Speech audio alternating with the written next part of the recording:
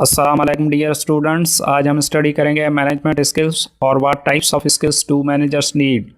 Management skills कौन कौन से हैं या एक मैनेजर के लिए किस किस्म के स्किल्स ज़रूरी हैं। Robert L Katz propose that managers need 3 critical skills in managing. Robert L Katz जो थे उन्होंने हमें बताया कि मैनेजमेंट के लिए जो स्किल्स ज़रूरी हैं वो 3 किस्म के हैं जो इंतहाई ज़रूरी हैं। उसके अंदर टेक्निकल स्किल्स हैं, ह्यूमन या इंटरपर्सनल स्किल्स हैं और तीसरा कॉन्सेप्चुअल स्किल्स हैं।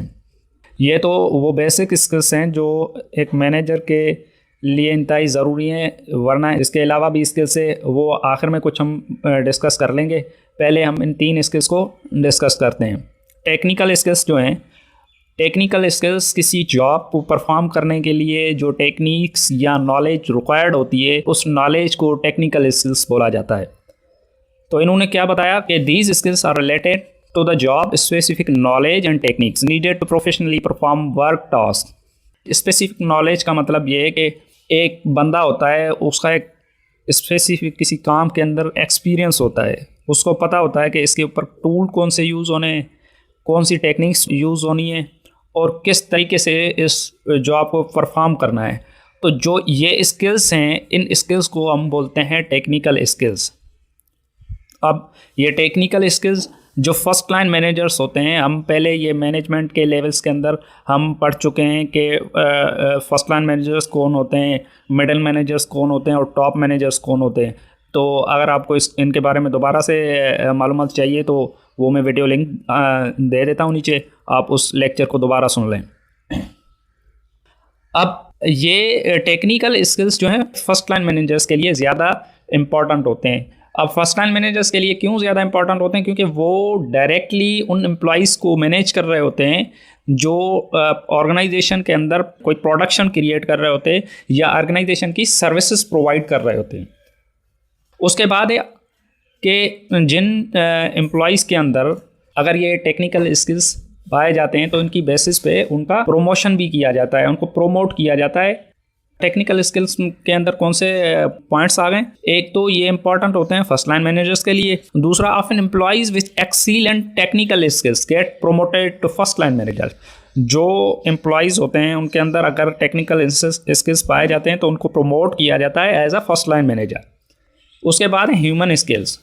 अब ह्यूमन स्किल्स कौन से स्किल्स हैं?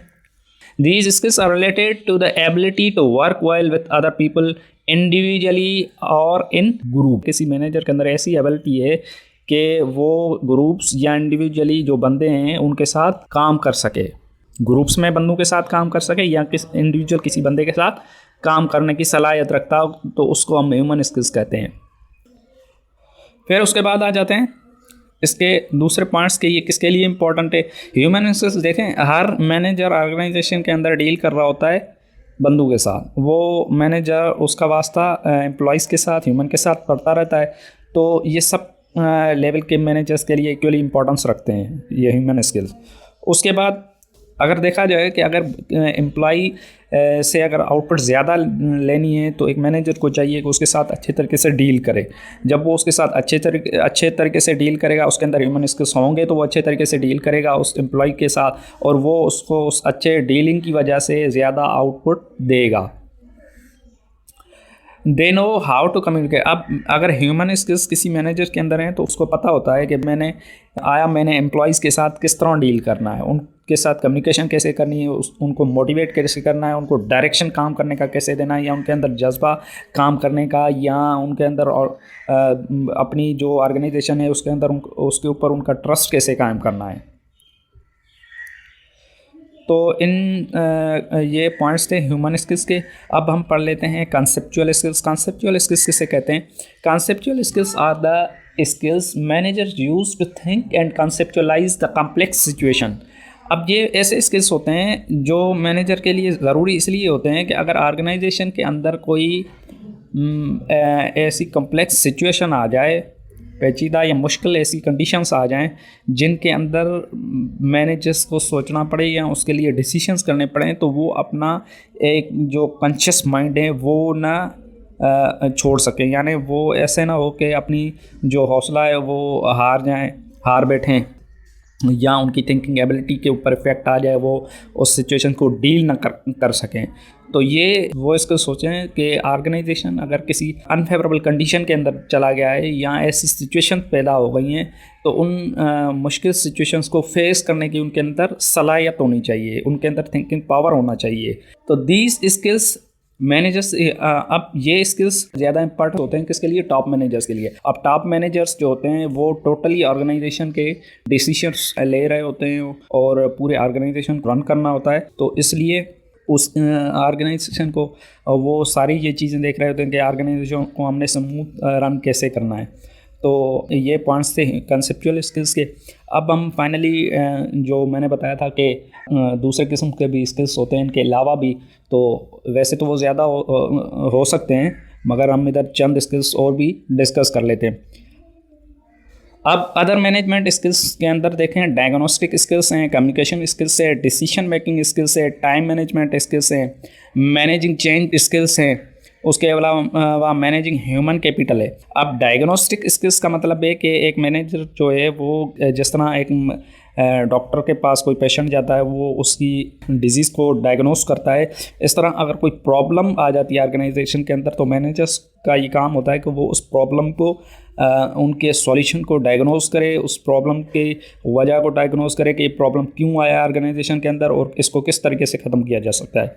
इसी तरह कम्युनिकेशन स्किल्स हैं, ये हम थोड़ा पहले डिस्कस कर चुके हैं। कम्युनिकेशन स्किल्स जो है ये ऐसे स्किल्स होते हैं कि जो कम्युनिकेशन चैनल होता है कि टॉप मैनेजमेंट के साथ कैसे कम्युनिकेट किया जाए, या लोअर या जो एम्प्लॉइज़ हैं उनके साथ कैसे कम्युनिकेट किया जाए, ये कम्युनिकेशन स्किल्स हर मैनेजर के अंदर होने जाएँ। अगर कम्युनिकेशन स्किल्स मैनेजर के अच्छे हैं तो वो अच्छे तरीके से जो इन्फॉर्मेशन है वो ऑर्गेनाइजेशन के अंदर फ़्लो करवा सकता है, उस ट्रांसफ़र एम्प्लॉइज़ तक पहुंचा सकता है।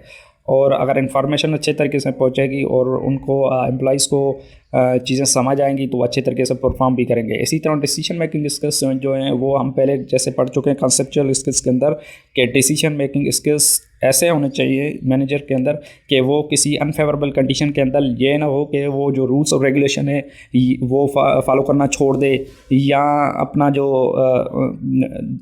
हवास हैं वो ख़त्म हो जाएं उसके, इस तरह के चीज़ें नहीं होनी चाहिए। एक डिसीजन मेकिंग पावर होनी चाहिए उसके अंदर और एक एबिलिटी होनी चाहिए। उसके बाद टाइम मैनेजमेंट स्किल्स ये है कि मैनेजर्स को पता होना चाहिए कि मेरी प्रेफरेंसेस क्या है, कौन से जॉब्स मैंने कब परफॉर्म करवानी है, कौन सा काम किस टाइम करवाना है। और तो ये टाइम मैनेजमेंट के हिसाब से मैनेजर्स को चलना पड़ता है, तो ये स्किल्स होना भी इंतहाई ज़रूरी है।